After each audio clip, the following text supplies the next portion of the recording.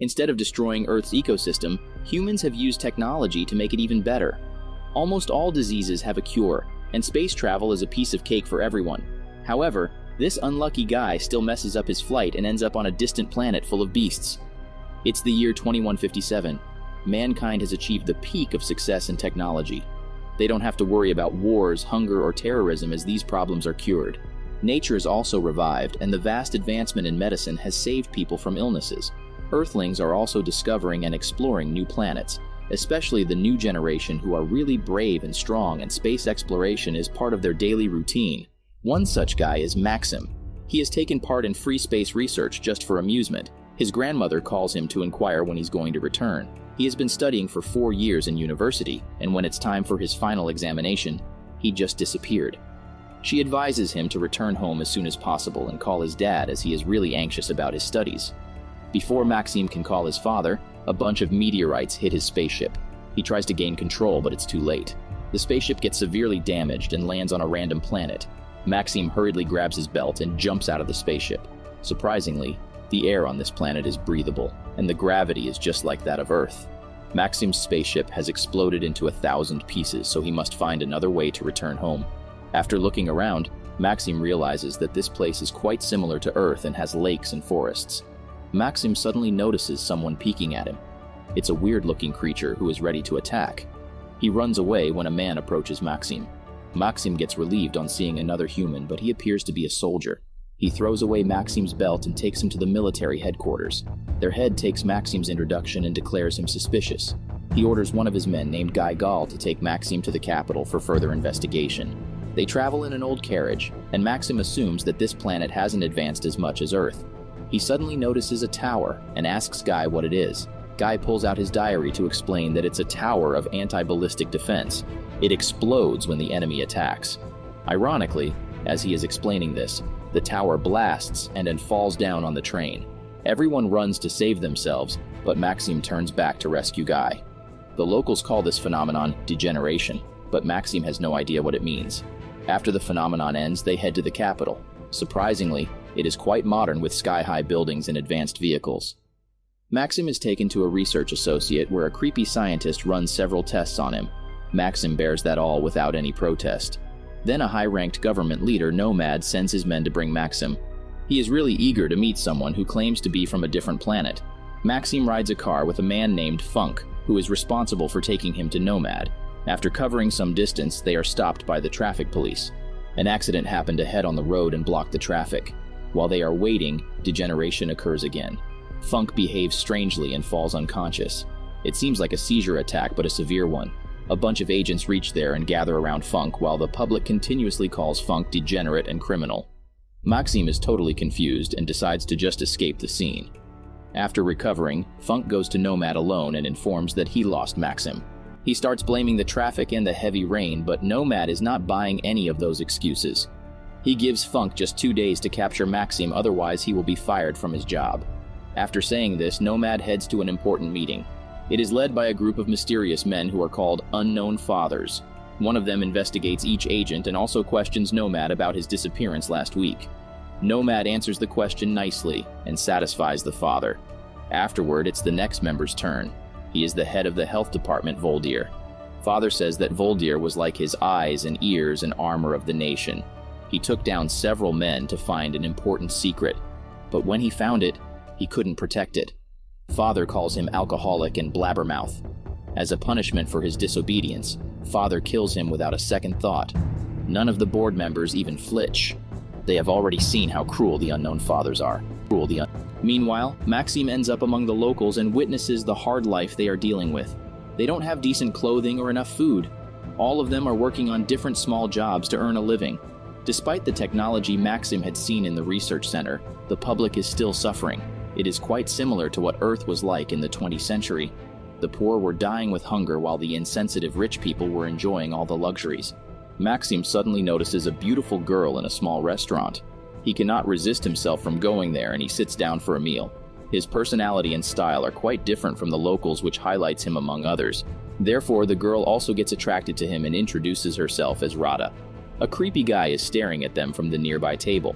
As soon as the girl walks by him, the creepy man tries to abuse her. Maxim warns him not to do so, and the man approaches him to fight. Maxim knocks him away in a single blow. Afterward, he talks to Rada to know more about her. She doesn't know about Earth or science and can't understand where Maxim came from. Maxim finds Rada's innocence really cute and falls even harder for her. Rada also gets comfortable and reveals her last name, Gal. Maxim recognizes that name immediately.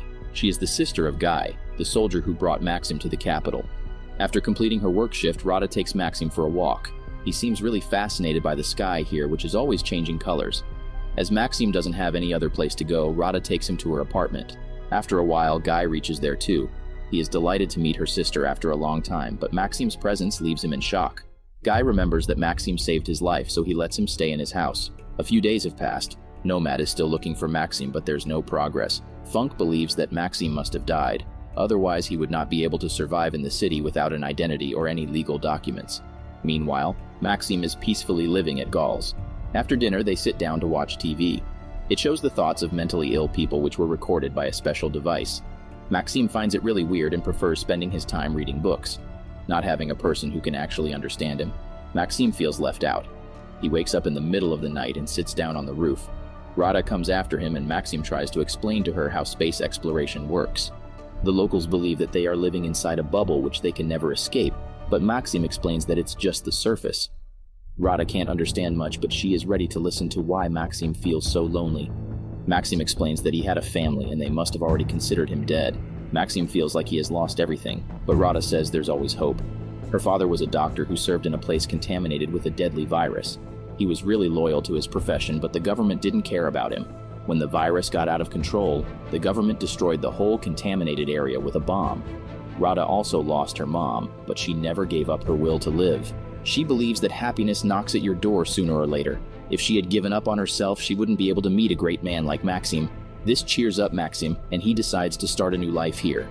The next day, Guy explains the situation of the planet so Maxim can know what he is going to deal with. Guy served at the south border for 4 years and came to know about the radioactive jungles where mutated humans live. They are nothing more than hungry animals, and no one knows how they ended up like that. Meanwhile, the towns are ruled by unnamed officials referred to as unknown fathers, who built the ballistic towers for protection. Then there's a small colony of rebels called degenerates. They can attack any time and always aim at the towers. Apparently, the unknown fathers are protecting the town, but they don't care about the public sufferings. So both parties are always at the edge of war. Guy hates this life and joins the military so he can fight for himself and his society. Guy also recommends Maxim to his boss, saying that he is an old friend who lost his documents. The boss still wants Maxim to pass the training before joining the military. The humans on Earth have mutated over the years and their abilities have increased. Therefore, Maxim has super strength and sharp senses. He doesn't only pass the training but also deeply impresses all the witnesses, but Guy advises him to hide his true potential from others. Just in a few days, Maxim learns all the history books. There was one big nation on this planet that separated into different lands over time, and now they all hate each other. Rada wants Maxim to have some quality time before his first mission, so she takes him to the lake. After talking about their past, the couple shares a romantic kiss as a symbol of a new start. After a few days, the military attacks a building where the degenerates live. Maxim thought that the degenerates are monsters, but they are just humans with families. The captives are taken for investigation and get brutally tortured. Maxim quietly watches this all and realizes how insensitive the military is. The degenerates don't look like terrorists, but they still get sentenced to death. Maxim can't be a part of such a system. The boss gets suspicious of Maxim's behavior and decides to test his loyalty. He takes Maxim and 2 captives to the jungle and asks Maxim to kill them. Maxim lets the captive go and also resigns from the military. The boss gets angry and shoots Maxim several times. Meanwhile, the unknown fathers are planning a war. 2 other nations are fighting right now, so the fathers think it's a good time to invade the weaker nations. They also have killed many degenerates, so there will be no interruption from there. Little do they know, the degenerates just got a new powerful member. Due to his highly mutated body, Maxim survived the bullets and the wounds are healing already. He meets 4 degenerates who tell him that they never had any intention of attacking the town. They are just defending themselves. They try destroying the towers because they are not for protection.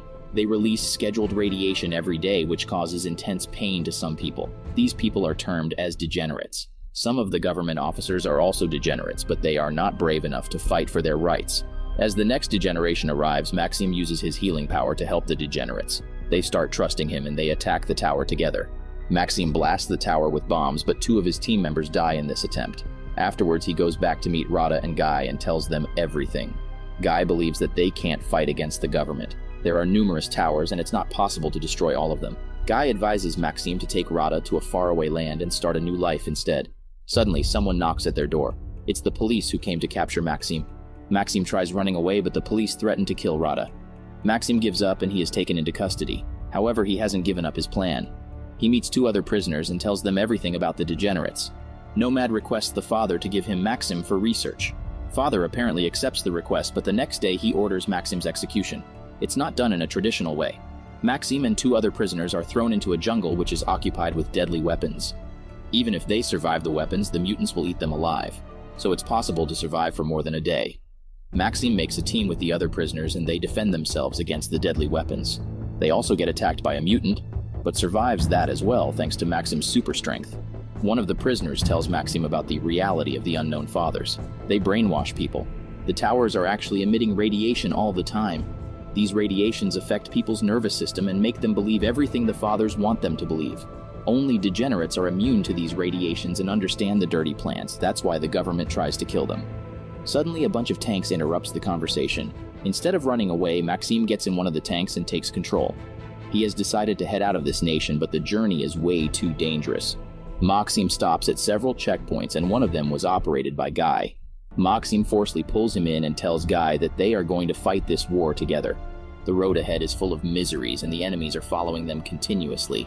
Despite these circumstances, Maxim is determined to bring justice to this dark planet.